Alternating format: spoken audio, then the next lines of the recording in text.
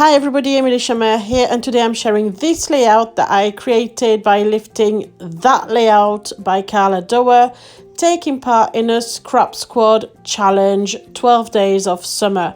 Scrap Squad is a Facebook group that you can find obviously on Facebook, and it's a super dynamic and very full of activity group, so I highly recommend you check it out.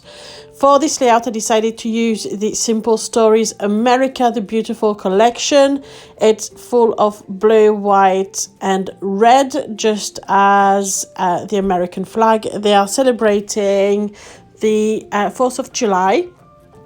Now, as you may know, I live in the UK, and the United Kingdom, the flag, the Union Jack, is also made of red, white and blue, and this year we've been celebrating the Queen's Jubilee. So I have a couple of photos that I've taken of Sophia where she's wearing some fake tattoos and face paint in red, white and blue, and this photo here is my favorite of them all, so I wanted to reflect that with this collection and decided to go with the lift to use this photograph. I felt very inspired to use this photograph with that lift.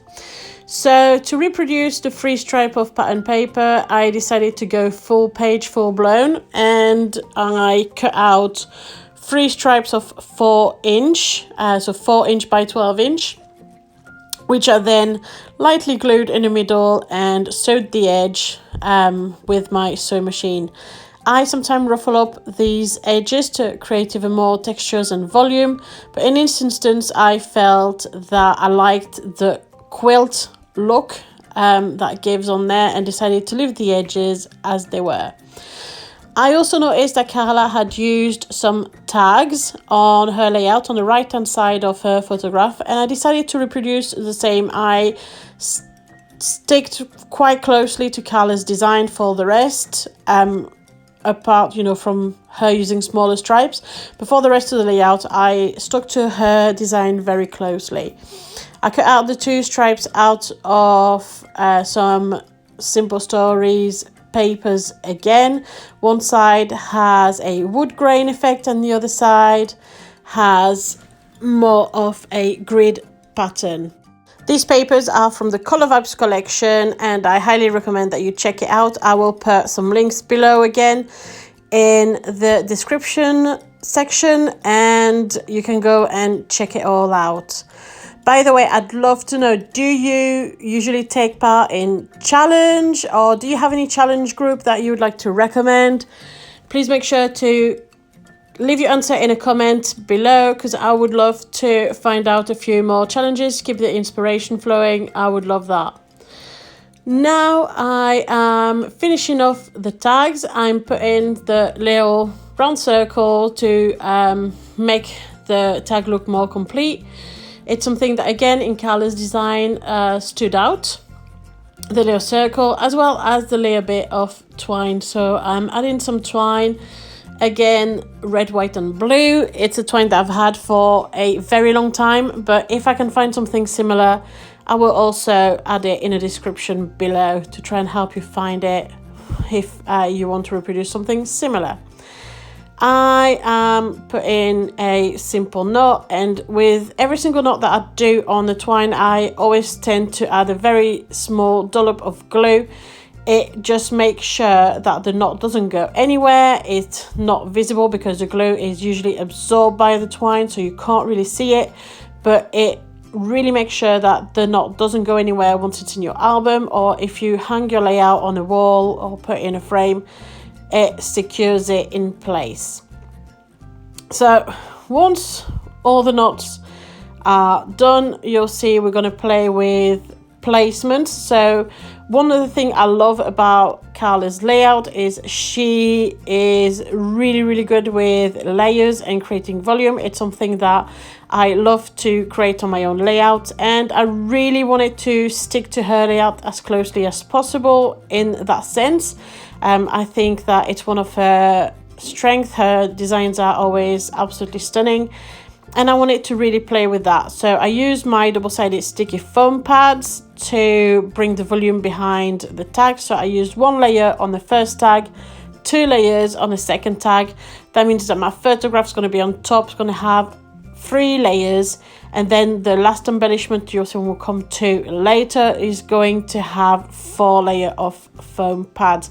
Do not hesitate to put the foam pads on top of each other to really create a lot of volume. Do not hesitate either to go back and forth with your elements. So as you will see here with this photograph, there's a lot of back and forth. I will put a first layer of foam where I know it's going to be either 1 layer, 2 layer, whatever. I go back and forth to make sure that those foam pads fall exactly where they need to be. There's sometimes the odd layer mistake, and sometimes I go back to it and add more or remove some. That's normal, that's all part of the process, but it's a great way to make sure that A, you have volume, B, that it's secured in place where it needs to be, and C, it makes sure that you have an image that remains flat, you don't have any warping or any places where it falls down a little bit more. It's just really ensure that you've got something super solid but still creating some volume here and there.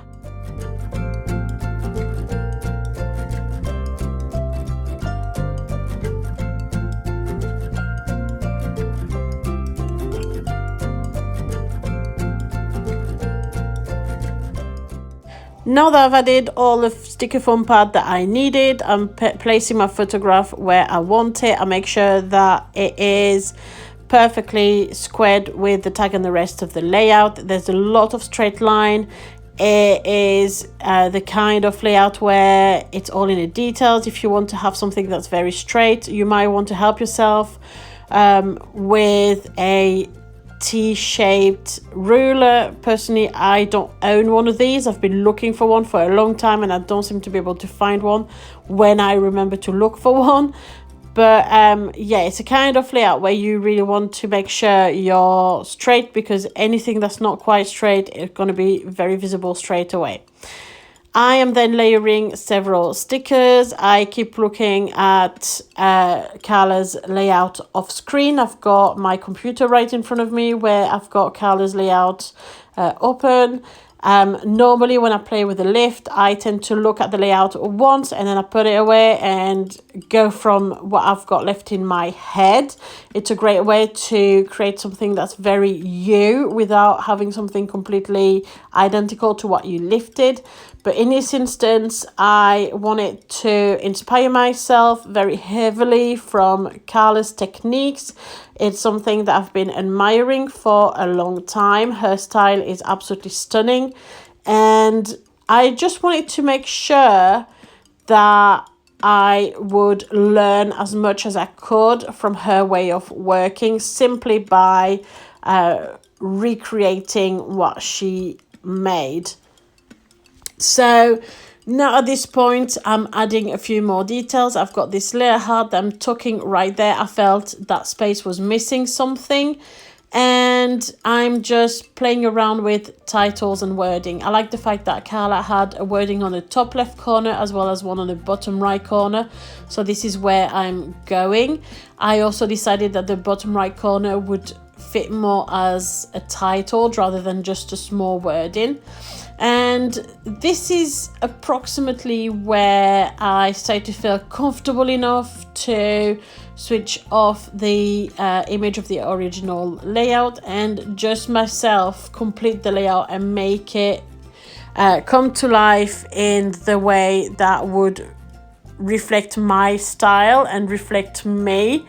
But I knew we were close enough to Carla's layout that it would still be visible that I was inspired by her work.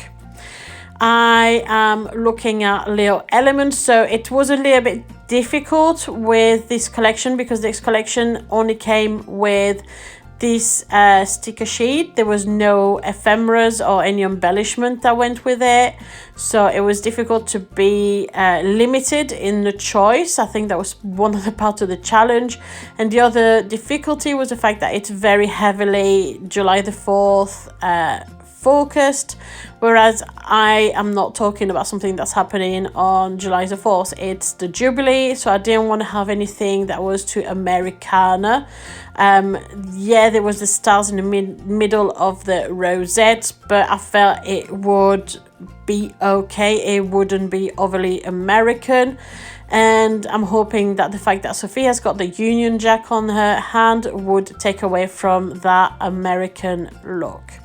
I'm now finishing off the layout with a few dots around the page of Nuvo drops. We've got some blue and some red. Again, I will link all the colors to the comments, to the detail section underneath, and I will let you find them if you want to have a better look at them. So here you are, here's the finished layout. I hope that you enjoyed this video, and thank you so much for watching. Don't hesitate to like and subscribe if you enjoyed what you watched. Thank you so much. Bye.